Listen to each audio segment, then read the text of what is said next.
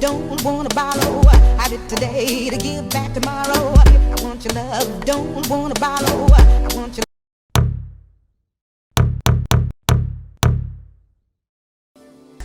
Hola amigos, ¿qué tal? Sean todos bienvenidos a su quinto capítulo del podcast El Naufragio del Olvido, compartiendo micrófonos con nuestro buen amigo Carlos Caudillo. Les saluda Poncho Cruz y el día de hoy tendremos dos temas muy interesantes. Por un lado, una historia digna de La Rosa de Guadalupe con Miguel Naidorf. Y por otro lado, el lado positivo del fracaso. Comenzamos. Bienvenidos a un nuevo podcast con Poncho Cruz y Carlos Caudillo. Comenzamos. ¿Qué tal amigos? ¿Cómo están? Bueno, pues hoy les quiero platicar una historia que me parece por demás fascinante. Estamos en el año de 1910 en Varsovia, Polonia. Nace en una casa medianamente bien económicamente Miguel Naidorf, originalmente llamado Moshe Naidorf, que hasta los 14 años conoce el ajedrez, y eso por un accidente. Generalmente ajedrecistas de primer mundo, de primer nivel, lo conocen a muy temprana edad, 6, 4 años. En el caso de Moshe, no, hasta los 14 años, y eso por una coincidencia. Va a visitar a un amigo que está enfermo, un amigo llamado Rubén, y el papá, que era concertista en la Orquesta Filarmónica, le pregunta a Moshe, ¿conoces el ajedrez? Y le dice no. El papá se molesta, lo jala y entonces le enseña el ajedrez, le enseña algunos trucos. ¿Lo golpeó? No, afortunadamente no. Pero Moshe se queda enamorado totalmente del ajedrez. Llega a tal grado su enamoramiento que casi decide dejar la escuela. Empieza a bajar fuertemente de calificaciones. Su papá sí jugaba ajedrez, no le molestaba, pero su mamá, que era muy estricta, Raiza, decide quemarle su juego de ajedrez y quemarle sus libros. Por supuesto, esto lo verán muy mal, pero después vamos a ver cómo esta decisión de la madre termina impactando a Naidorf. A los 19 años, solo 5 años después de haber conocido el ajedrez, se enfrenta a un poderoso ajedrecista de Polonia llamado Glucksberg y le gana. Además le gana solo en 22 movimientos. Un gran teórico del ajedrez llamado Szabely Tartakower lo califica como la inmortal polaca. Es tan buena la partida, es descarnada, es con mucha furia, que la califica así. Y pasa el tiempo, ahora damos un salto y estamos en el año de 1936. Las Olimpiadas de München, Alemania, al sur de este país que ya está tomado prácticamente por los nazis. En ese entonces Adolf Hitler ya es canciller. Ya han hecho una serie de actos, ya se inauguró el primer campo de concentración y la FIDE, la Federación Internacional de Schach, la Federación Internacional de Ajedrez, decide zafarse de la organización de los Juegos Olímpicos. Desde el 31 dicen, nosotros no vamos a organizar, si los países quieren participar serán olimpiadas no oficiales, adelante. ¿Quiénes deciden sí participar? Participa, entre otros países, Hungría, Polonia y la Alemania nazi. ¿Qué hay de interesante en esto? Pues que resulta que el primer lugar lo obtienen los húngaros, el segundo los polacos y el tercero la Alemania nazi. ¿Se imaginan el golpe que asestó esto? Porque el equipo húngaro y el polaco estaba compuesto por judíos. Miguel Naidorf era judío. Y entonces imagínate... Pues les dieron ganas de inaugurar el campo de concentración con ellos. El segundo campo de concentración, por supuesto, porque dejaba muy mala imagen para los nazis que alguien a quienes ellos consideraban inferiores estuvieran dominando en el juego intelectual de mayor importancia. Ya se habían suscitado casos, por ejemplo, cuando gana el corredor negro americano, que no le quería entregar la medalla el propio Adolf Hitler. ¿Qué pasa? Bueno, que no solo Alemania obtiene el segundo lugar gracias a Naidorf, que por supuesto tiene una contribución importante, sino que Naidorf gana la medalla de oro al mejor tablero, al tablero individual. Hitler, muy molesto, no quiere entregar la medalla y manda a Hans Frank, su abogado personal, para que haga la entrega de la medalla. Aquí hacemos una pausa y saltamos al año de 1939. Se vienen las Olimpiadas de Argentina, el de 24 de agosto al 15 de septiembre. Tiene que partir con por lo menos 3 semanas de anticipación para poder llegar a tiempo, porque no había vuelos comerciales en aquel entonces, tenía que ser por barco. Y en esos 3 años, Naidorf ya se casó, ya tuvo una hija, y se casa con una mujer llamada Genia, que era pianista también en una orquesta, y Genia era la prometida de un amigo de Naidorf. Sobra decir que ese amigo dejó de ser amigo, ¿no? Entonces lo van a despedir al puerto, y cuando Naidorf se está despidiendo de su familia, no sabe que es la última vez que los va a ver con vida. Cuando se embarca junto con otros 4 ajedrecistas, entre ellos Tartakower, en el barco se entera de 2 cosas, Poncho. Uno, que la alianza política de Francia e Inglaterra respecto a Polonia no es lo suficientemente fuerte. Por tanto, teme que si los nazis invaden Polonia, no van a contestar ni los ingleses ni los franceses. Y dos, se da cuenta de un factor que le despierta las alertas. Los equipos europeos que viajan en ese barco no está compuesto por los mejores ajedrecistas. Está compuesto por ajedrecistas que quieren huir de la posible expansión del imperio nazi. Entonces eso ya le llama mucho la atención. Inician las Olimpiadas el 24 de agosto. Para el 1 de septiembre se lleva a cabo la operación Fall Weiss, liderada por los nazis, que corresponde justamente a la invasión sobre Polonia. Se desata la Segunda Guerra Mundial y todos los periódicos en el mundo hablan de guerra. Por supuesto, el caos que impera tanto en la sede donde se organizan los Juegos Olímpicos de ajedrez como en los hoteles que hospedaban a los ajedrecistas es tremendo. Toda la gente se quería comunicar con sus familiares mediante teléfono, mediante telegrafía, y no lo consiguen o lo consiguen parcialmente. Najdorf, por supuesto, está incluido entre ellos. Llega a tal grado la tensión que hay dentro de esta organización de los Juegos Olímpicos que deciden no enfrentar a los países que están en conflicto bélico. No hubo jamás una partida entre Alemania, entre Inglaterra, no hubo Alemania-Francia, por supuesto no hubo Alemania-Polonia. Pasan las Olimpiadas y el equipo olímpico decide no regresar a Polonia, por obvias razones. Claro, la decisión por supuesto es muy difícil porque tienes a tu familia en aquel país que está siendo invadido en este momento. Najdorf consigue una comunicación parcial los primeros meses. A pesar que no tenían dinero, venden sus boletos que tenían para el regreso a Polonia, los venden en $300 y eso les da para vivir unos días más y para enviar dinero a Polonia. ¿Cuál era la idea de Najdorf? Era traerse a su familia. Quien sí se regresa a Europa, no a Polonia directamente, es Savili Tatakover. Él termina siendo un asesor de los asesores principales de Charles de Gaulle, quien encabeza la resistencia francesa, ¿no? O sea, para que veamos el papel de un ajedrecista hasta dónde puede llegar. Se cambia el nombre, por cierto, para evitar su identificación.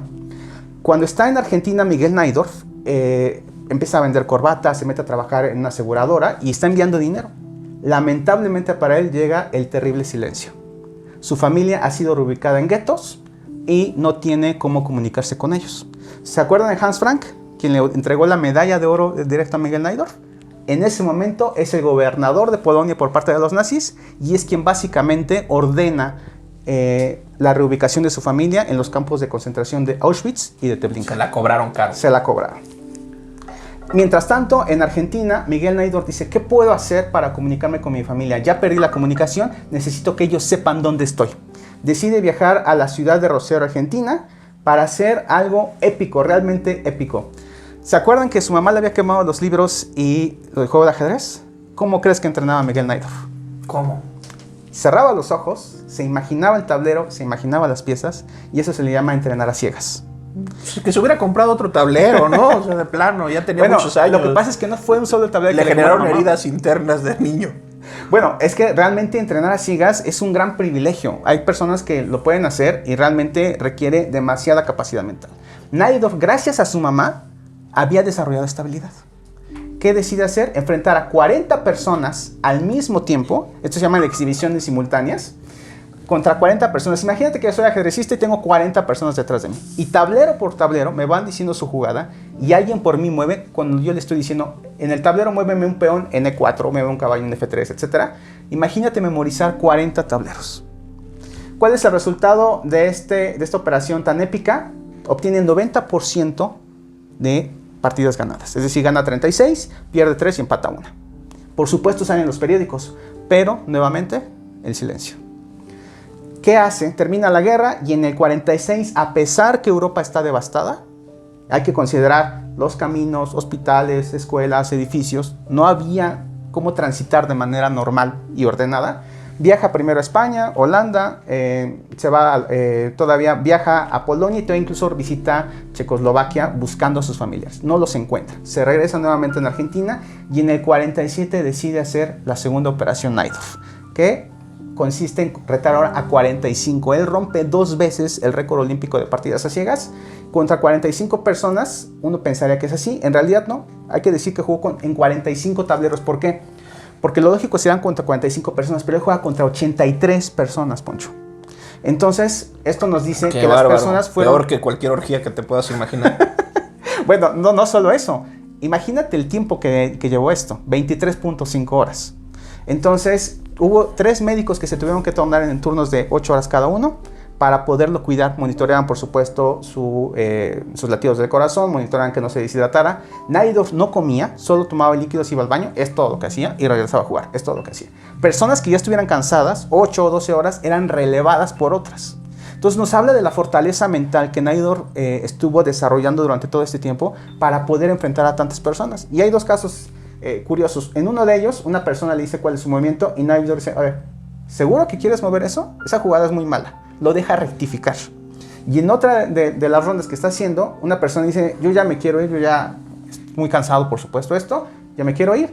Y le dice, ¿seguro no quieres que alguien te releve? Porque tu posición te es muy defendible. ¿Cuál es el resultado de este enfrentamiento? 87% en el rendimiento de partidas ganadas, gana 39. Y 2 nuevos amigos. Pierde 2, no, hay que ver también algo interesante. Pierde 2 y empata 4. Para este momento, vuelve a salir en los periódicos y vuelve a tener esa situación de silencio tan incómodo, tan irritable, porque no sabe nada de su familia. Naidorf decide viajar al Bronx porque él tenía un familiar muy lejano desde hace años allá. Y cuando está en el metro, se encuentra con un polaco. Lo identifica porque está leyendo un periódico en polaco. Se acerca con él y gracias a él, esa casualidad del destino, descubre que esa persona en algún tiempo se casó con una prima hermana de él. Así sabe que cerca de 300 familiares que él tuvo cuando estaba en Polonia, solo le sobrevivió una. Esa prima que se había casado con este cuate que se encuentra en el Bronx. Bueno, pero subsistió la familia entonces al final del día. Subsiste la familia, muy lamentable las pérdidas para él. Sí, tiene claro. que rehacer su vida. Pero ¿cuál es la importancia de Miguel Naidorf? Imagínate, Poncho, que llegó a jugar contra el Che Guevara, Fidel y Raúl Castro. Jugó... Finísimas personas. Sí, exactamente. Ah, por cierto, él dice que cuando estaba con el Che Guevara, le ofreció tablas, es decir, le ofreció empatar. Y el Che Guevara dijo, no, contigo o pierdo o empato. Entonces dice, bueno, le terminé ganando, pero cuando voy con Fidel, decido empatar, ¿no? Dice, por si acaso. No vaya a ser la de malas, ¿no? Yo creo que es una historia que nos demuestra todo el ímpetu que se tiene para salir adelante, por supuesto, después detrás de una gran pérdida, finalmente muy trágica. Miguel Naidorf se retira del ajedrez hasta los 86 años, una persona súper lúcida para ese entonces, y a los 87 años, estamos hablando de 1997, viaja a Málaga, España. En ese entonces está siendo campeón del mundo Garry Kasparov, y él se está aventando también unas simultáneas, pero por internet. El mundo ha cambiado radicalmente, lo invita, y de esos pocos gestos que se le ven a Garry Kasparov, no en balde le dicen el ogro de Bakú. Cuando está ahí, Miguel Naidorf en la primera fila, Garry Kasparov se baja del escenario, se acerca a saludarlo en persona, lo ayuda a levantarse y paso a paso lo encamina hasta el escenario para que finalmente la gente de pie lo ovacione. Una semana después de eso, muere. Fallece Miguel Naidorf. Qué barbaridad. Todo por esa ovación. Sí, bueno, el médico no lo resistió a su El médico le había recomendado no ir. Sí, por supuesto, tenía fallas en el corazón y termina falleciendo por un paro respiratorio. ¿Cómo es la historia, Poncho? Hoy, pues una historia muy emotiva, pero que nos deja también algo muy claro, ¿no? Tuvo una gran capacidad de resiliencia. Exactamente, ¿no? sí. Me comentabas que tenía una frase, ¿no? Al respecto. Sí, él decía que el ajedrez le había enseñado a perder, y por supuesto el ajedrez nos enseña eso, y decía, miren que lo digo yo, que lo he perdido todo. Fíjate nada más, sí, ahí el vientito de la Rosa de Guadalupe. Muy bien, pues justamente quisiera conectar esta interesante historia, mi buen Cau, con lo que es la pérdida, ¿no? Con lo que es la pérdida, con lo que se puede decir que es el fracaso. Y justamente pues este hombre supo mucho de esos temas, sí, por supuesto. Sí. De esos temas, y fue generando algo que se conoce como resiliencia, que es el estar resistiendo a las adversidades y crecerse ante la adversidad para seguir adelante con su destino, ¿no? O con el proyecto de vida que tenía trazado. Y pues yo quisiera compartir en estos momentos con nuestro auditorio este tema, que es lo significativo y lo importante del fracaso. Vivimos en una sociedad actualmente que se le puede denominar como la sociedad del cansancio, que ya lo veremos a través de otro filósofo chino también muy importante en algún otro capítulo que abordemos. Pero esta sociedad del cansancio nos impele a dar lo mejor de nosotros, a estar esforzándonos el doble, el triple, no dar solamente el 100, sino el 150% de nuestras capacidades, pero no nos enseña a ser tolerantes con el fracaso. En esta sociedad se premia al ganador, se premia al que con una sola prueba tuvo el acierto. Sin embargo, no se da cuenta esta sociedad que para poder llegar a ese acierto tuvo que haber transitado esta persona por una serie interminable de errores. Y quisiera compartirte este tema porque en muchas ocasiones nosotros nos esforzamos dentro de nuestra vida cotidiana, en las actividades laborales, escolares, familiares, relaciones de pareja, y llegamos a la cuenta de que se van creando sentimientos o emociones de frustración por no conseguir los objetivos a la primera. No sé cuál haya sido tu proyecto de vida cuando eras adolescente. Seguramente ese proyecto de vida cambió ya a una edad más adulta. Y si te das cuenta, estos cambios dentro de nuestros proyectos de vida tienen que ver mucho, por un lado, con nuestra visión ideal hacia dónde queremos transitar, pero también se contraponen con lo real, las circunstancias reales que nos tocan vivir. Y en esta sociedad del cansancio impera un paradigma, ya lo habíamos hablado en sesiones pasadas, que es precisamente la meritocracia. Y en muchas ocasiones creemos que el esfuerzo per se, el trabajar arduamente, nos va a dar los resultados que esperamos, cuando en realidad tenemos una partida que ya está con los dados cargados. Depende mucho de en qué familia hayas nacido, cuál sea tu color de piel, cuáles sean tus orígenes étnicos, la formación que hayan tenido tus padres, el tema socioeconómico en el que uno esté plantado desde un inicio, para saber cuánta va a ser tu movilidad social. Y si esto lo hilvanamos precisamente con lo que es el tema de estar consiguiendo metas, estar alcanzando objetivos, y en uno de esos momentos no alcanzarlos como tal, genera frustración. Esta frustración tenemos que irla trabajando, porque esta frustración va a ser el mejor maestro que vamos a tener dentro de nuestro desarrollo. Si tú te planteas llegar de un punto A a un punto B y en ese ínter encuentras diferentes senderos, diferentes accidentes, son accidentes que te sirven para que tú puedas tener mayor fortaleza para llegar a ese punto B, no para que cambies el destino. ¿Nos estás diciendo que la frustración entonces es buena o es mala? La frustración es. Okay. Partiríamos de eso, ¿no? Todo depende de la interpretación que tú le des a ese acontecimiento. Okay. El hecho de que tú te tropieces con una piedra no quiere decir que fue bueno o que fue malo. Es un hecho. Te tropezaste con la piedra. ¿Qué obtienes tú de valor agregado al haberte tropezado con ella? ¿O te vas solamente a estar sobando la rodilla y ya no vas a querer caminar? Es a donde quiero llegar. Y precisamente, quisiera compartir con el auditorio una frase que una amiga me compartió en alguna ocasión. Y esta es de que quien lava platos, rompe platos. Y somos a veces muy críticos con nosotros mismos. Sí. Y somos el peor verdugo que podemos tener nosotros mismos cuando las cosas no salen bien.